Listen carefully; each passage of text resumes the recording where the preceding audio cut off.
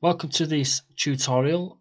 In this one we're going to be learning using Vital VST, which is a spectral warping wavetable synth, how to create a simple kick. If you don't want to use sample packs and you want to start making your own, this is a perfect video for you. So firstly, to get Vital we need to go to vital.audio. If you go on there and using the tab on the right, go down to Get Vital, where you can select if you want to pay or you want a free basic version. Once you click on there, you just need to sign up using your email and password, creating your account, downloading, install, and you're ready to go. Once you have done that, we're going to be using Fruity Loops for this example. So we need to insert Vital.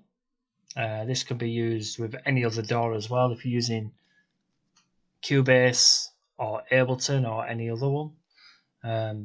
So this is what Vital looks like. It's got 3 wavetables that you can use.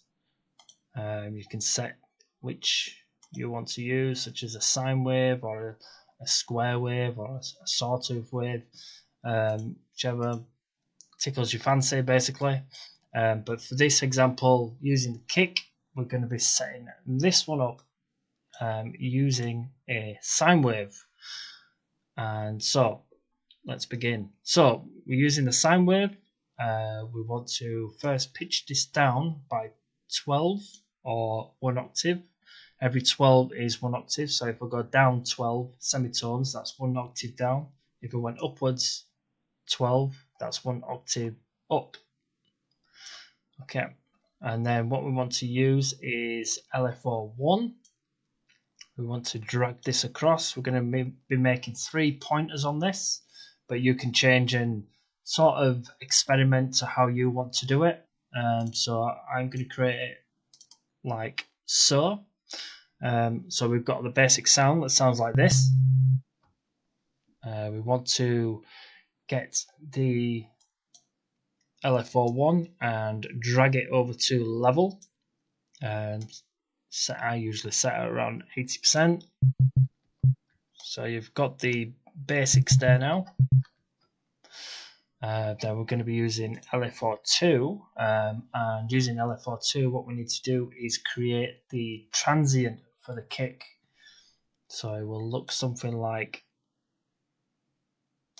this, where you've got the very short transient at the top coming downwards, and then from there the rest of it here is the body of the kick, and we want to move that over to the pitch, so we're going to be pitching it downwards.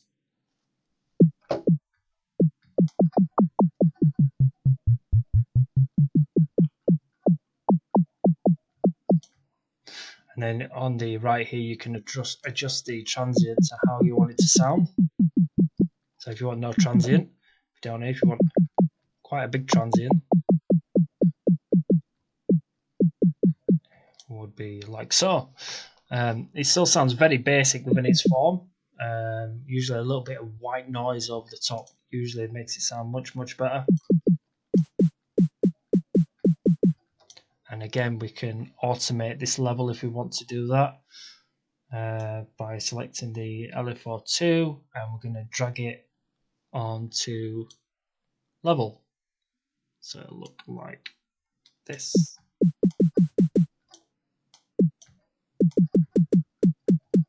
So then you can see, or you can hear, that it's got like a bit of a knocking sound, like you would do if you were tapping a drum.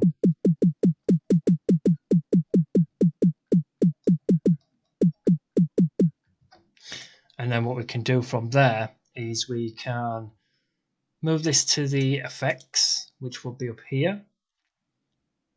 We can go on there and we can add a little bit of distortion onto it. So I'm just going to...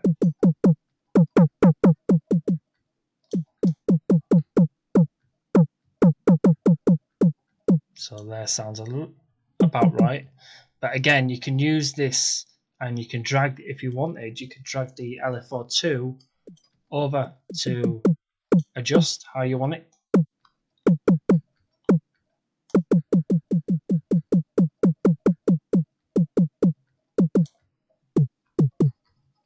Just move down slightly.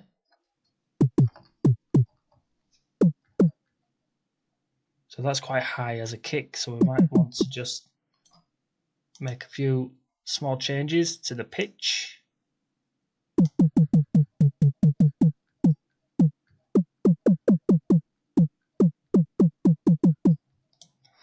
And then you've got your basics all in there now. And what I would personally do is I would turn on filter 1 and move this effects over to filter 1, which goes to here. I'd choose bandpass. I'd move this across up here a little bit, so then we can sort of EQ the white noise, so it gives a little bit more space within the track.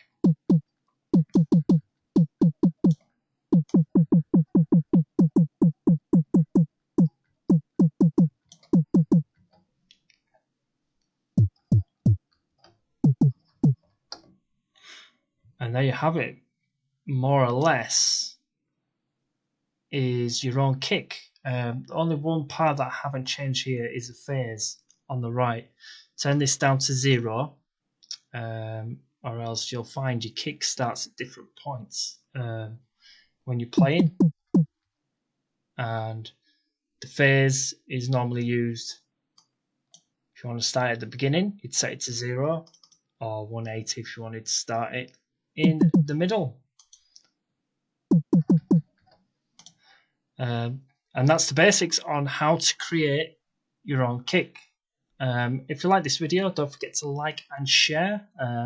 As always, I'll be creating more Fruity Loop videos using VSTs to help you guys out. Thanks for watching.